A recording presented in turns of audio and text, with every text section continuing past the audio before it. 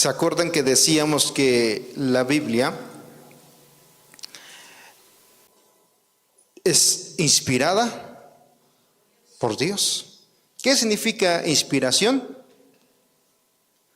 Tomando como ejemplo lo que decía Génesis, que Dios sopló aliento de vida en la nariz de Adán. Después de esto, ¿se acuerdan que Dios también a través de esta palabra que dio el conocimiento, primero dio el conocimiento, de ahí dio la inspiración, y para que la palabra fuera infalible, hermanos, o sea que no tuviese errores. No solamente Dios bastó a través de la revelación de los profetas del Antiguo Testamento, Dios de esa manera primeramente se mostró así. Después, en la revelación especial, Dios habló a través de nuestro Señor Jesucristo. ¿Sí se acuerdan, hermanos? Pero hoy vamos a entrar un poco más profundo en todas estas cuestiones. Lo que estábamos viendo solamente era algo general, lo básico que todos nosotros debiésemos conocer.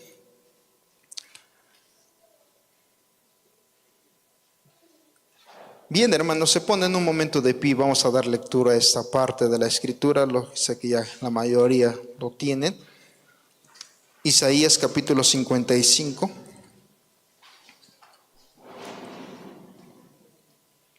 Verso 10 y 11. Lo leemos juntos, honrando al Padre, al Hijo y al Espíritu Santo.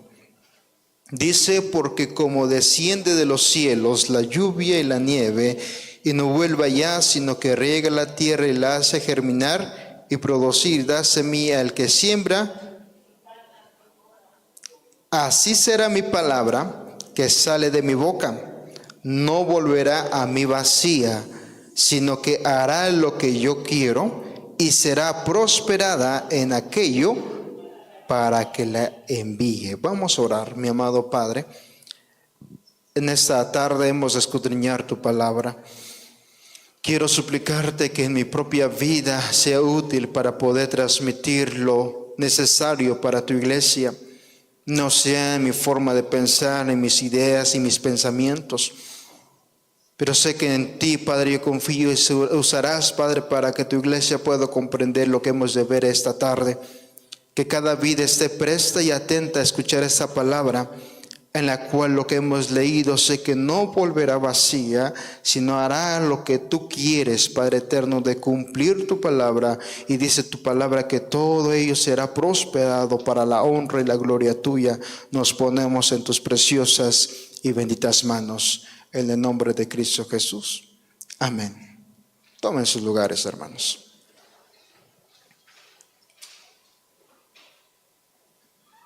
Y después de estar viendo todo lo que subimos la primera parte, vamos a entrar a esta parte como introducción.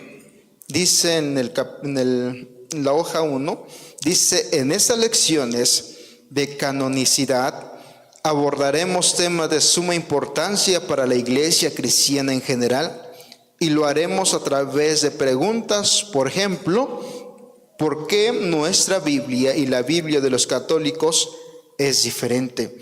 ¿Por qué de ellos tienen más libros? ¿Acaso los católicos tienen una Biblia más completa que la de los evangélicos? ¿Cuál es la Biblia verdadera?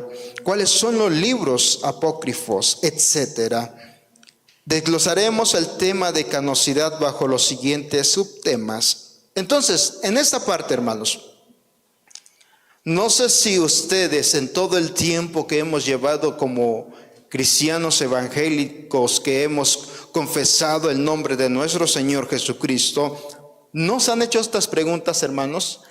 La Biblia, ¿cómo sabemos que en realidad es verdadera?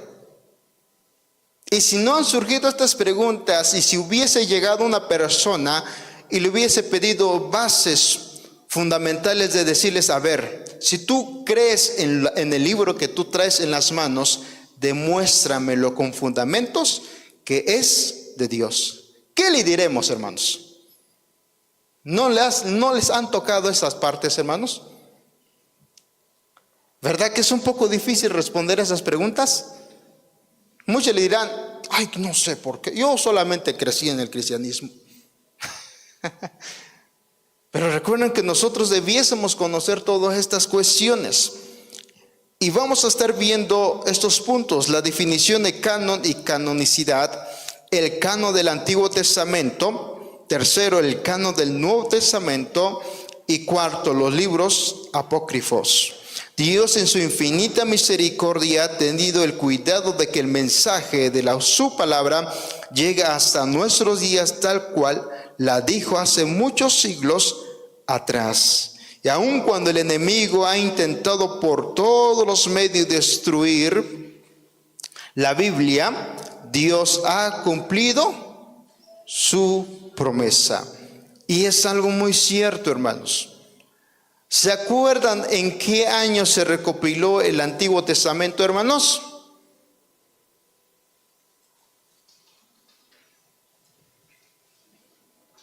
Ya les dije 2 veces, hermanos. ¿En qué año se recopiló el Antiguo Testamento? En el año 90 después de Cristo. ¿Y el Nuevo Testamento en qué año se recopiló, hermanos? Todo. Cuando se dijo oficialmente, este es el Nuevo Testamento. En este librito creo que no ha de venir, eso vino en el anterior, hermanos. Entonces, aunque le estén hojeando, tal vez venga, pero va a estar difícil, hermanos. ¿Ya no se acuerdan, hermanos? Fue en el año 397 después de Cristo.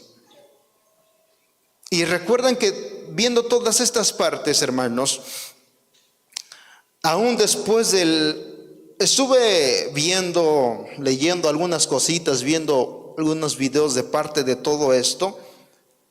Estuve viendo que por muchos años, por muchos teólogos, por muchas personas muy conocedores de la palabra, defendieron, y también hubo muchas personas que trajeron contradicciones con esta palabra que había sido estipulada por los apóstoles, por los profetas, que tenemos en nuestras manos, que son los 66 libros.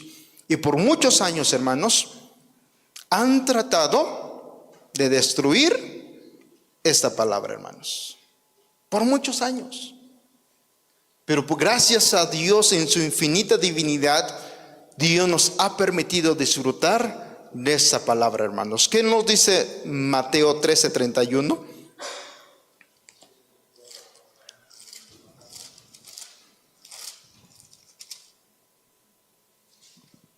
Más fuerte, hermanos.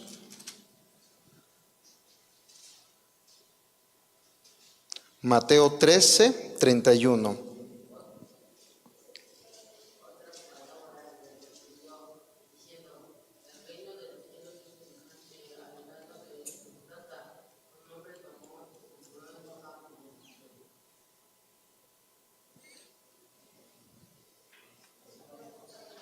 Debe ser Marcos, sí, gracias. No leí bien, hermanos. Marcos 13:31. ¿Verdad que están dormidos, hermanos? Dice: el cielo y la tierra pasarán, pero mis palabras no pasarán. Es lo que dijo nuestro Señor Jesús. Entonces, sin embargo, aunque no la ha destruido, sí ha logrado infiltrar en muchas Biblias y versiones de escrituras que aparentan ser inspiradas, pero en realidad no lo son. Y como resultado de esto existen mucha confusión y doctrinas falsas. Estaba viendo, y toda la información coincide, que en el 1500, más o menos 1523, fue cuando apenas inicia la Iglesia Católica Romana, hermanos. Es desde ahí cuando una persona, no me acuerdo el sacerdote que se hizo llamar sacerdote, empieza su forma de pensar, su forma de ver las cosas, que lo que decía anteriormente de lo que es la palabra, empieza a distorsionarse, hermanos. Y pasan los años y empiezan a salir los otros sectas que por muchas veces hemos escuchado.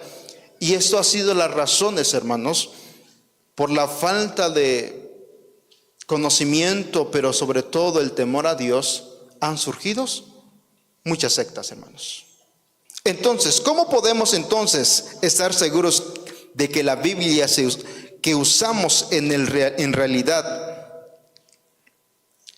perdón, hermanos, ¿cómo podemos entonces estar seguros de que la Biblia que usamos es en realidad la palabra de Dios? Eso es lo que con la ayuda de Dios trataremos de exponer en estas lecciones. ¿Verdad que es un poquito difícil si hubiese habido un momento en el cual alguien nos hubiera confrontado y decir, demuéstramelo con fundamentos que tu Biblia es lo real, hermanos? Vamos a estar viendo entonces qué es definición de canon y canonicidad. ¿Qué es el canon? La palabra canon viene del griego canon, que significa vara recta o regla para medir. Llegó también a tener el significado de normas. Entonces, estaba viendo esta parte que dentro de todo el tiempo que Dios usó a los profetas, llega el tiempo de nuestro Señor Jesucristo a la tierra, llega el momento que Él asciende a los cielos, se establece la iglesia primitiva, empieza a llamar a Pablo para fundar muchas iglesias. Desde esos momentos, hermanos, a través de los profetas que habían escrito, a través de las cartas paulinas que Pablo escribió a las diferentes iglesias, todos esos libros, hermanos, les sirvió a la iglesia para creer y seguir creyendo en Jesucristo y que la palabra se expandiera. Pero llegó el momento, hermanos, que empezó a salir otras personalidades, empezando a meter otras ideas, otros pensamientos. Empieza a surgir que de repente, si aquí en el Boye se estableció la iglesia y Pablo empieza a hacer una carta especialmente para la iglesia del Boye, hermanos, de repente con las otras cartas que habían visto y teniendo otros pergaminos, por ejemplo Isaías, el profeta de Isaías, de Ezequiel, de repente en su momento un loco del Boye iba a salir y empieza a decir, no, ¿qué creen? Yo también tengo otro libro que viene de parte de Dios. Empieza a surgir de esa manera muchos escritos más, hermanos. Entonces, viendo estas situaciones de los líderes, de los teólogos, dijeron, ¿qué necesitamos para que la iglesia solamente se base en lo que es de Dios? Y anteriormente empieza a surgir esta forma que literalmente dice que la palabra canon era una vara que era de medición, se usaba para medir mediciones, como hoy en día lo que hoy se usa para las mediciones es el metro, hermanos. Es la forma, un carpintero, un albañil, cualquier persona que trabaje siempre necesita un metro, hermanos. Pero en su momento no lo había, pero había una vara que tenías con exactas medidas. Tenían que, por ejemplo, si hoy se iba a construir el templo, se tenía que buscar la manera de decir, miren, aquí está el arquitecto tal y arquitecto tal que necesita las medidas de las puertas así, las columnas así, de tantas separaciones. ¿Cómo lo podían medir, hermanos? Con ese forma de medir llamada canon, hermanos. Era la forma, pero algo figurado también que yo estaba viendo es que también esa palabra canon del griego vino entonces también que vino a significar trayendo como reglas, normas que podían seguir, hermanos, la gente. Pero también hablando, entonces, viendo estas situaciones, los teólogos agarran esta palabra y dicen, viendo la situación, cómo están las iglesias, para no caer en otro tipo de textos que la gente empiece a escribir, vamos a tomar esta palabra, canon. Vamos a escoger solamente los correctos.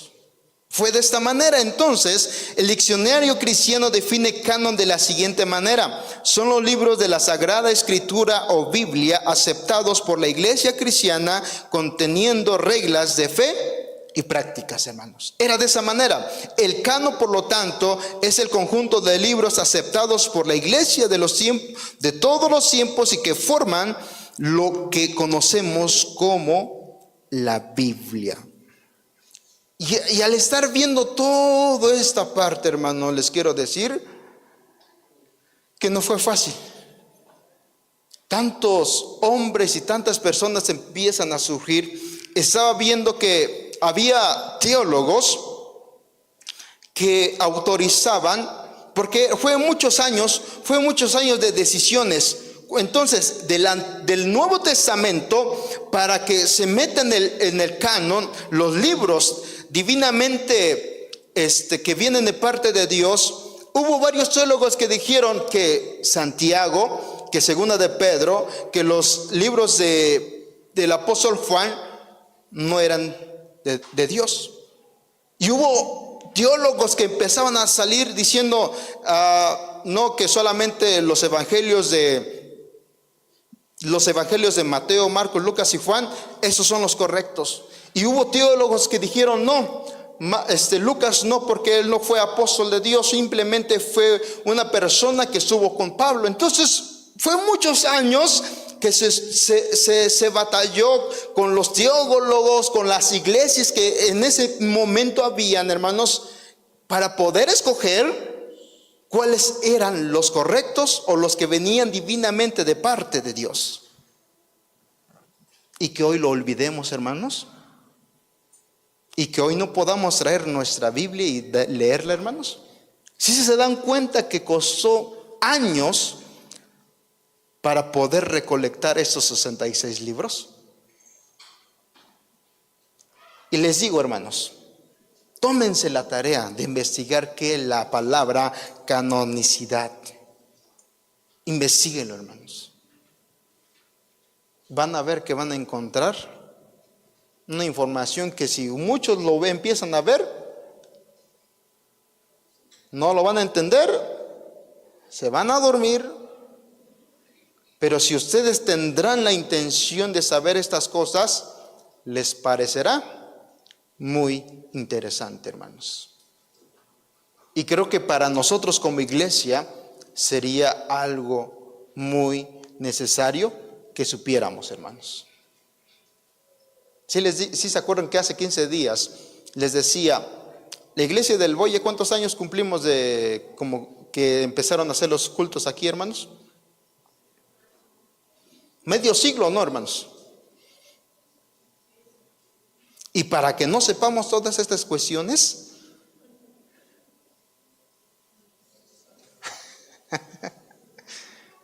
entonces vamos a seguir.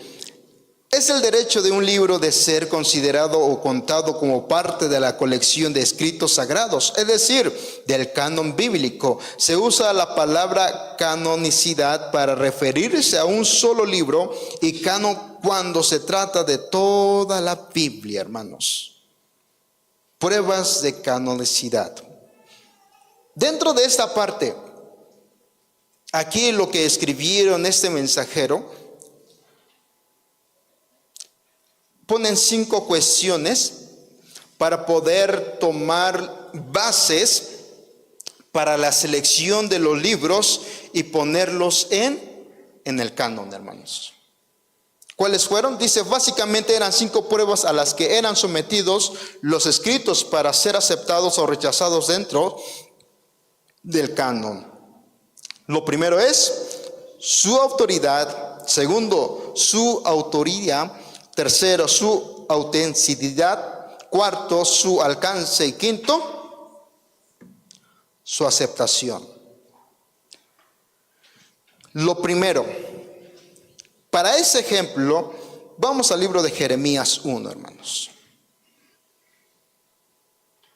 No viene en el mensajero, pero vamos a buscar esta cita, hermanos. Jeremías 1:1.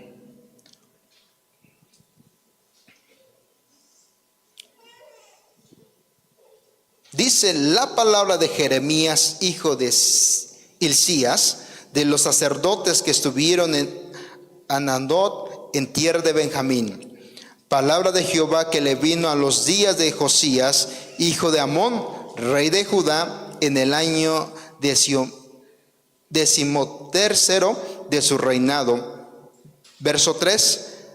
Le vino también en los días de Joacim, hijo de Josías, rey de Judá, hasta el fin del año 11 de Sedequías, hijo de Josías, rey de Judá, hasta la cautividad de Jerusalén en el mes. Vamos al cuarto. Vino pues palabra de Jehová a mí, diciendo, vamos al verso 7. Y me dijo Jehová, versos 11, la palabra de Jehová vino a mí. Verso 12.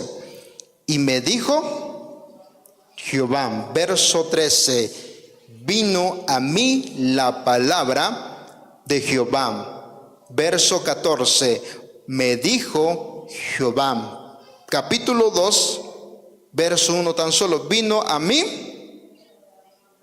¿Se dan cuenta, hermanos? Este profeta empieza a decir, vino palabra de Jehová a mí. Entonces, el primer requisito que se necesitó para escoger los libros del canon era la autoridad. También podríamos referirnos como la inspiración del libro. Cuando uno lee los 39 libros canónicos del Antiguo Testamento, de inmediato resaltan frases que se usan con mucha frecuencia, tales como, así dice Jehová, habló Jehová a mí, vino a mí palabra de Jehová, y Jehová el Señor ha dicho así. Estas frases expresan la convicción del autor humano de que su mensaje no es de él, sino que lo recibió directamente de Dios. Lo que el autor dijo o escribió no se originó en su mente, sino que fue una comunicación divina. Exactamente lo mismo pasa con los 27 libros del Nuevo Testamento. No cabe ninguna duda que cuando leemos alguna carta de Pablo o algún evangelio, la luz del Espíritu Santo nos alumbra y abre nuestro entendimiento para poder comprender lo que Dios quiere a través de ese texto. Eso no sucede con la escritura apócrifa, hermanos. Y dentro de estas partes estuve viendo, hermanos, ¿y qué creen, hermanos? Muchos pueden decir, no, pues es que había muchos 2000, 1500 libros apócrifos. Pero dentro de todo eso estaba viendo, bueno, hay algunos libros que van muy cercanos, que estuvieron a punto de adentrar, y quizá algunos de estos libros aún estuve leyendo, que por ejemplo en las iglesias de Siria, uno de esos libros lo estuvieron usando y varias comunidades lo estuvieron usando, varias iglesias lo estuvieron leyendo en su momento. Por ejemplo, está el libro de Didaque, está el libro del pastor de Hermas y la primera epístola de Clemente, hermanos. ¿Se habían escuchado de esas? Y estuve viendo, hermanos, que, por ejemplo, el pastor de Hermas, varias iglesias, yo les decía, de Siria lo estuvieron usando. Entonces, y como estas, están otras, por ejemplo, que llegan a usar o se han escuchado. Por ejemplo, está el Evangelio de Tomás, está el Evangelio de María Magdalena, está el Evangelio de Judas. Imagínense, hermanos. También está Hechos de Pablo y Hechos de Pedro. Yo creo que viendo el nombre, tan solo ver el nombre de los libros, yo creo que si fuéramos nosotros la iglesia en ese entonces, yo creo que lo hubiéramos aceptado, hermanos. Tan solo de ver Hechos de Pablo, Hechos de Pedro, Evangelio de Tomás, Evangelio de Judas. Pero hermanos, fue un tiempo muy conflictivo entre los teólogos. Batallaron tanto para decidir cuáles son los que iban a ser seleccionados para el canon. Y yo les decía, uno de estos son los tres que estaban muy cercanas, y se llegó a usar algunas congregaciones de esos libros, hermanos. Pero entonces, dentro de todo esto, estaba viendo, hermanos, cuál era también lo que los acercaba a los que, ¿cómo podríamos decir? Que los asemejara, hermanos. El segundo punto, la autoría del escrito, hermanos. Para que un escrito fuera canónico, primero, en el caso del Antiguo Testamento, tenía que haber sido escrito por un profeta, hermanos, de Dios, o por un líder, quienes debían ser reconocidos por el pueblo.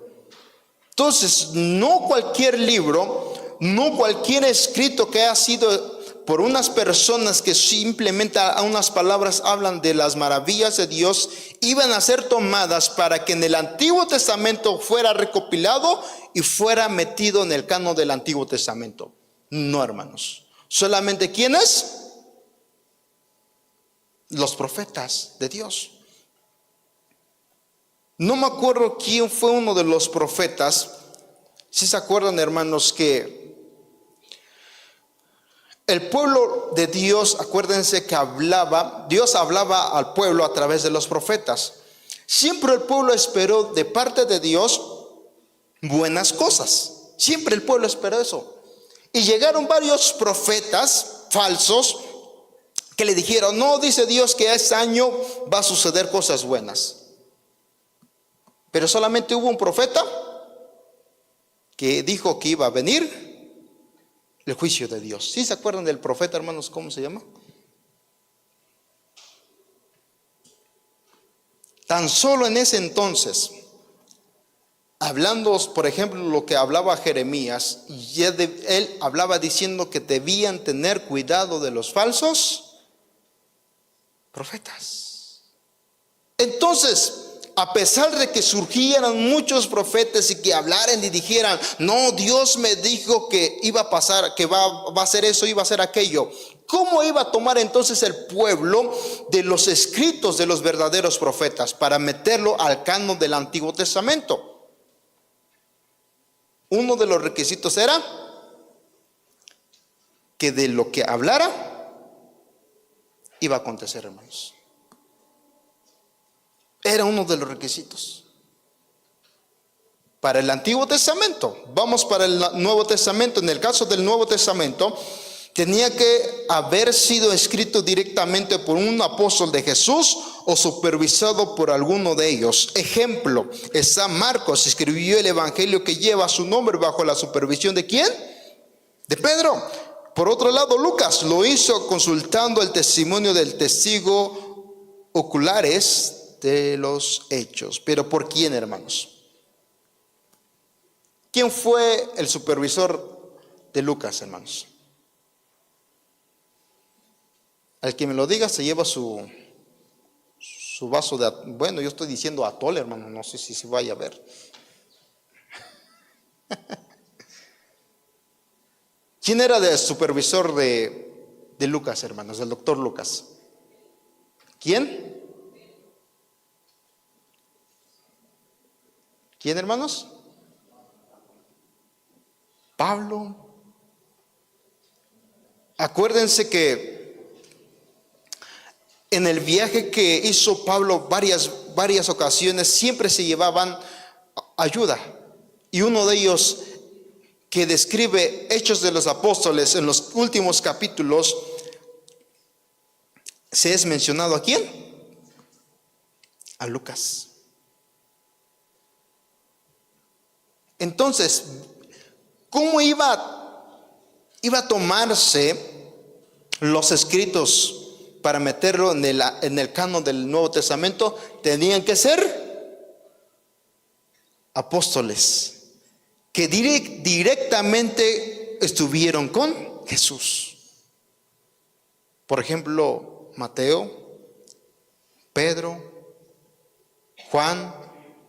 Entonces ellos, dirían vulgarmente, de cajón, iban a entrar en el canon del Nuevo Testamento.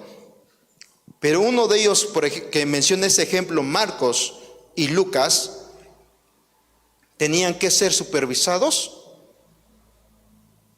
por alguno de los apóstoles, hermanos. Era de esa manera para que todos los escritos que fue en su momento plasmados tenían que adentrarse al canon del Nuevo Testamento, hermanos. ¿Sí estamos entendiendo más o menos? Tercero, la autenticidad del escrito. La autenticidad de un escrito nos habla de dos cosas. Lo primero, su inerrancia. Una de las características principales de la Biblia es la inerrancia. Por lo tanto, los libros que serían sometidos a esta prueba no deberían tener errores o contradicciones. ¿Qué quiere decir inerrancia? Teológicamente quiere decir que no tiene error. Que todo lo que está escrito es verdad o confiable, hermanos. Es lo que trata de decir. Lo segundo, su credibilidad, o sea, que tuviese esa confianza, esa digna confianza.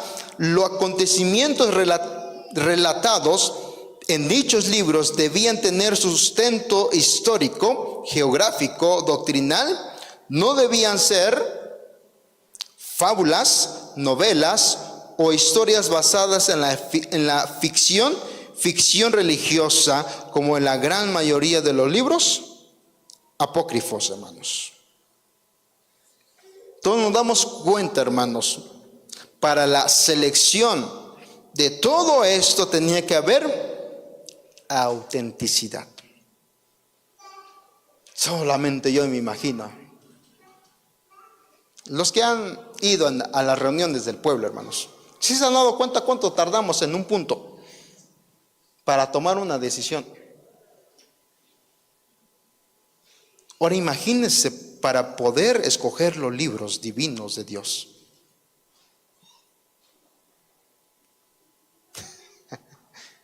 ¿Sí les dije cuánto tiempo tardó por todo, hermanos?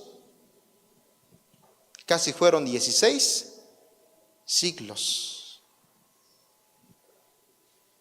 Para recopilar esos 66 libros y meterlos dentro del canon del Antiguo Testamento y canon del Nuevo Testamento.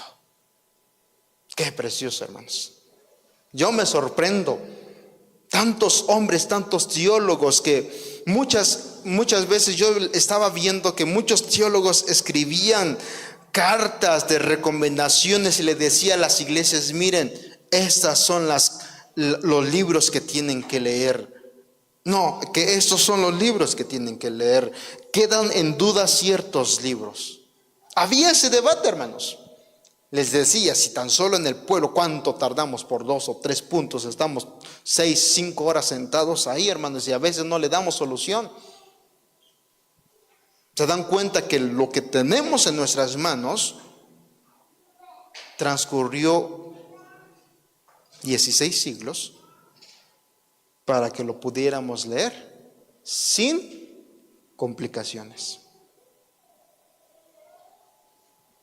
Pero ¿verdad que nos gusta más ver las novelas, hermanos?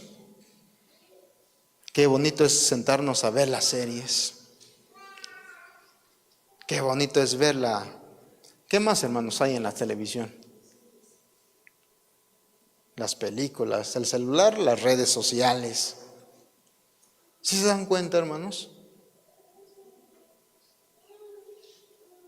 Le hemos tomado por poco lo que muchos hombres les costó aún su propia vida, hermanos.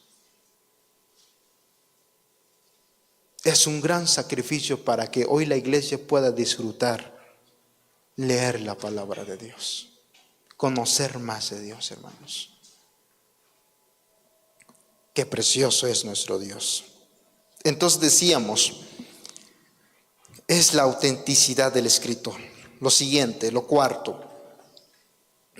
Una de las características principales de la Biblia es que puede transformar el alma y la vida de aquel que la lea, hermanos. ¿Qué pasa cuando una persona lee la palabra de Dios? Una transformación. Algunos ejemplos bíblicos: Hebreos 4:12.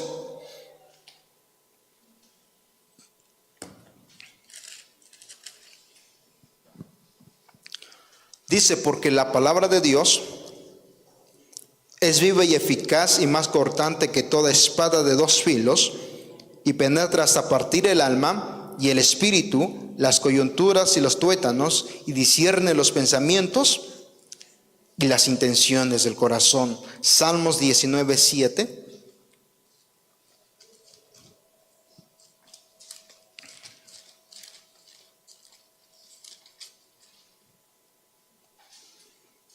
La ley de Jehová es perfecta, que convierte el alma. El testimonio de Jehová es fiel. Al sencillo, al verso 11. Los mandamientos de Jehová son rectos, que alegran el corazón. El precepto de Jehová es puro, que alumbra los ojos. El temor de Jehová es limpio, que permanece para siempre. Los juicios de Jehová son verdad, todos justos. Deseables son más que el oro, y más que mucho oro afinado, y dulces más que miel, y que la que destila del panal. Tu siervo es además amonestado con ellos. En guardarlos hay grande galardón. ¿Qué quiere decir guardarlos, hermanos? Llevarlos a cabo. Que la palabra de Dios para nuestras vidas sea como dulce miel a nuestro paladar. Pero a veces parece más, ¿cómo les diría, hermanos? Una receta para que nos pueda hacer dormir, ¿o no, hermanos? Muchos recomiendan el que tenga y el que no pueda dormir, hermanos, se le es recomendado leer la Biblia para que se duerma, ¿o no, hermanos? ¿Le has hecho efecto, hermanos? Sí, tan solo estar aquí hoy en la prédica, ¿o no, hermanos?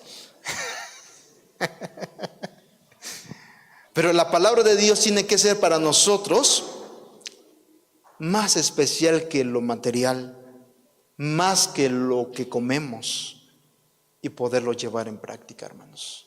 El libro de Salmo 119:9.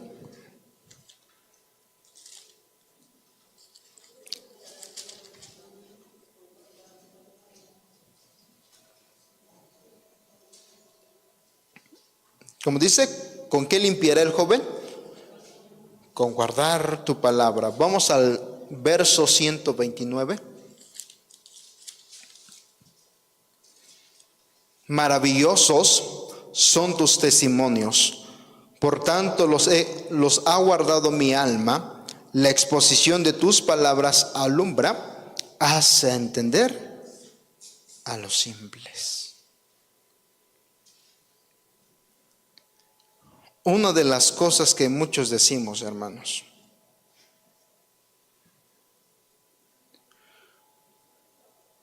para poder predicar, ¿qué se necesita, hermanos? Uno dice, no, pues es que necesito conocer la palabra. Para poder predicar se necesita escudriñar la palabra. Y es algo que dice, está muy claro, que hace entender a los simples. Los escritos considerados debían cumplir con esta prueba, ya que ellos indicaban que no era por obra de algún ser humano, sino que el Espíritu de Dios estaba guiando al escritor, hermanos. Por eso dice la palabra que toda la escritura no es por un pensamiento de personas. Todo proviene del pensamiento de Dios. Lo quinto, hermanos. En el caso del Antiguo Testamento, los 39 libros que conforman nuestra Biblia fueron únicamente reconocidos por el pueblo judío como palabra inspirada por Dios. En duda están 7 conocidos como libros apócrifos. En el Nuevo Testamento las iglesias reconocían las cartas de los apóstoles y los evangelios como la autoridad que normaba su diario caminar. Y es algo que entre la Biblia hebrea, en el Antiguo Testamento son 24. Y en la traducción española, lo que hoy tenemos, son 37, hermanos. La pregunta, ¿por qué será?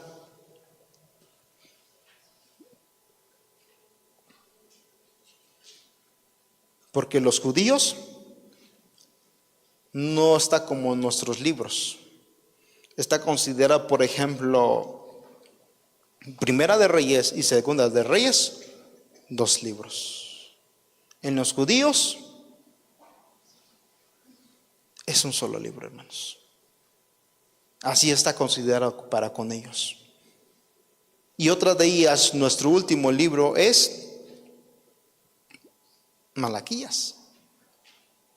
Y ellos no, es Crónicas, hermanos.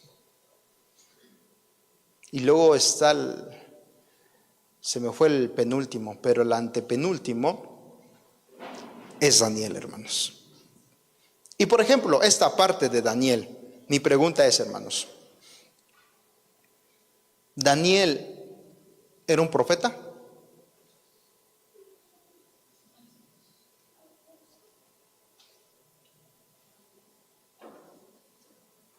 ¿Sí o no, hermanos? ¿Sí? Porque acuérdense, ¿quién era un profeta, hermanos? El que traía el mensaje de Dios por parte de Dios, ¿para quién? ¿Para el pueblo o no, hermanos? ¿Daniel lo hizo? Les puse a pensar o no, hermanos. Y es algo que se relaciona divinamente, hermanos.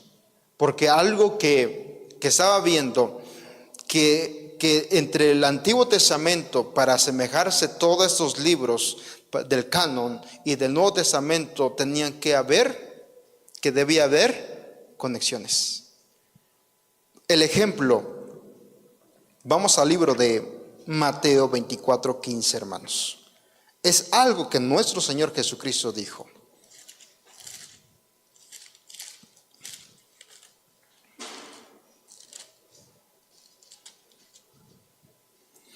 Por tanto, cuando veáis en el lugar santo la abominación desoladora que habló el profeta, ¿quién? Mi pregunta era, ¿Daniel era profeta? La respuesta es sí, hermanos. Nuestro Señor Jesucristo lo aclaró. Otro ejemplo, hermanos, que hay esa conexión y que fue así como en el Nuevo Testamento por nuestro Señor Jesucristo y por varios apóstoles siempre mencionaron lo que había sido escrito en el Antiguo Testamento. Está Hechos 7:22.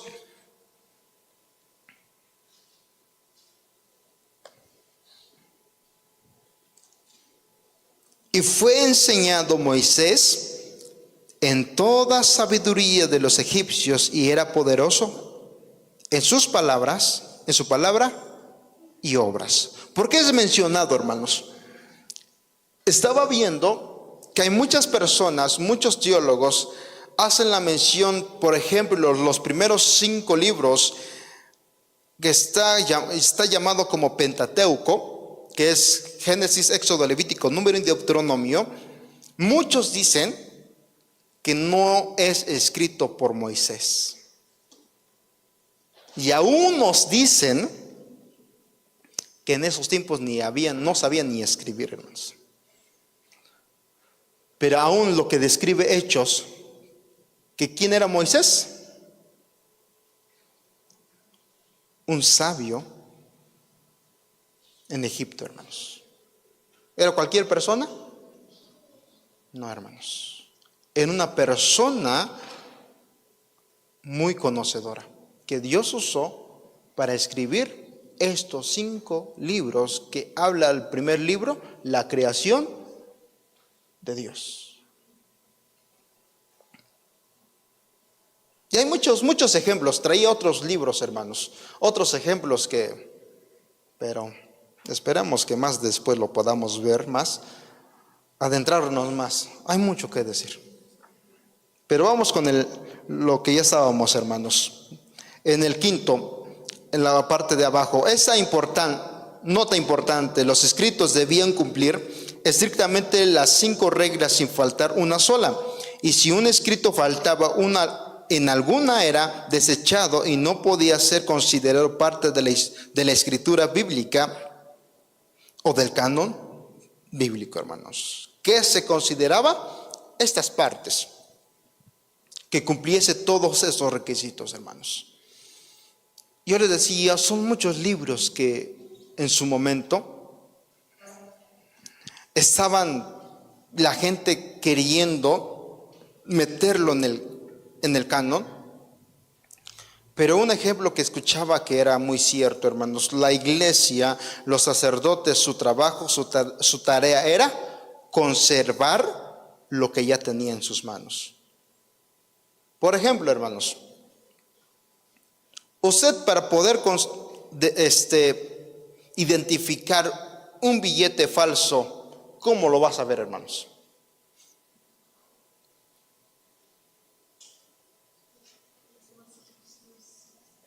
Mi pregunta es, ¿tiene que conocer el auténtico o tiene que conocer lo falso?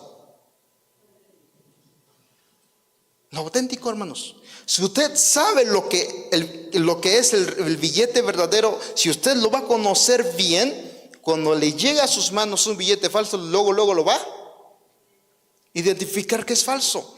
Es lo que estaba pasando en su momento con las iglesias. Siempre conservaron lo verdadero, hermanos. ¿Qué necesita hoy en día la iglesia? Seguir conservando lo verdadero.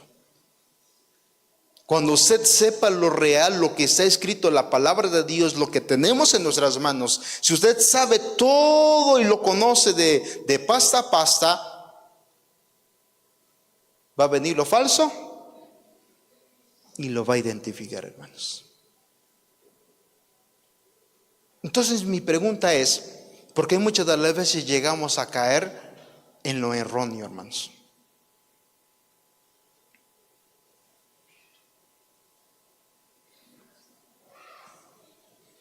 Mi pregunta, un ejemplo muy claro, hermanos, para que me entienda. Es que lo siento no sé si los hago dormir o no me entienden Un ejemplo, hermanos. Una persona redimida puede ser poseída por Satanás o por demonios.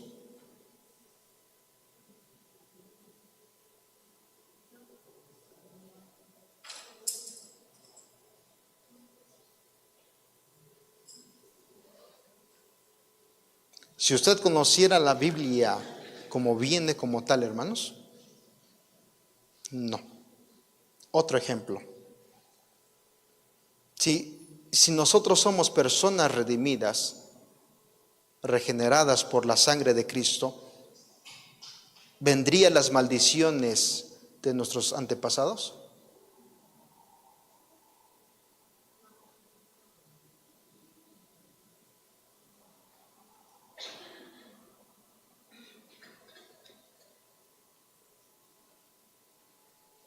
La respuesta es no, porque dice tan solo la palabra: nuevas criaturas somos.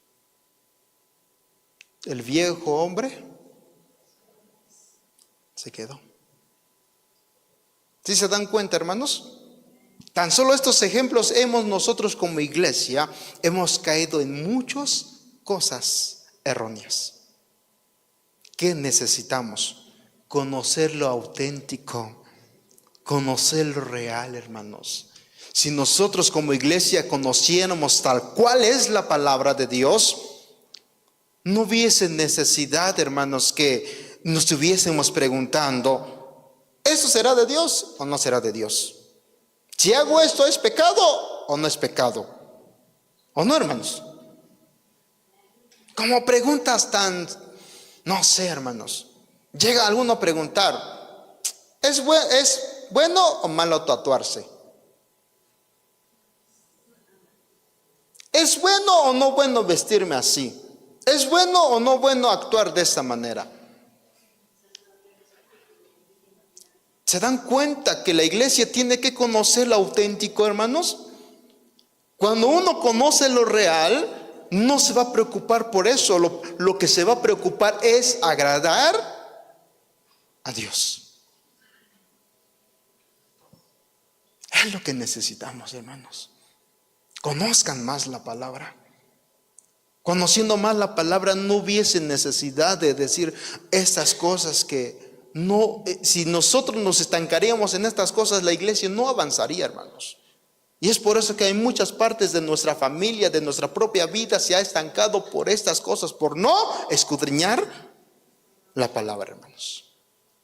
Es esto. Y quiero concluir dice: podemos estar seguros de que tanto los 39 libros que forman el Antiguo Testamento como los 27 que forman el Nuevo Testamento, todos y cada uno de ellos pasó por estas pruebas rigurosas y por lo cual están considerados dentro del canon bíblico.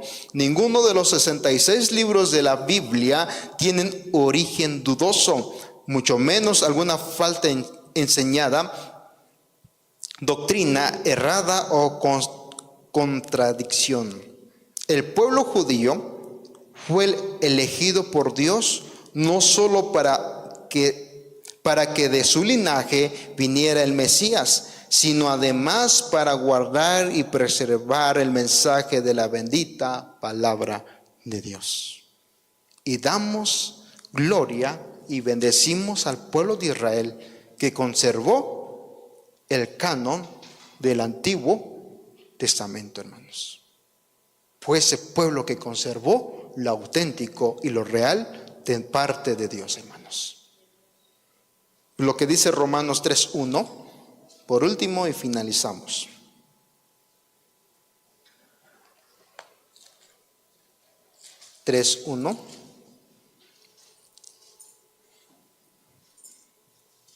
¿Qué ventaja tiene pues el judío?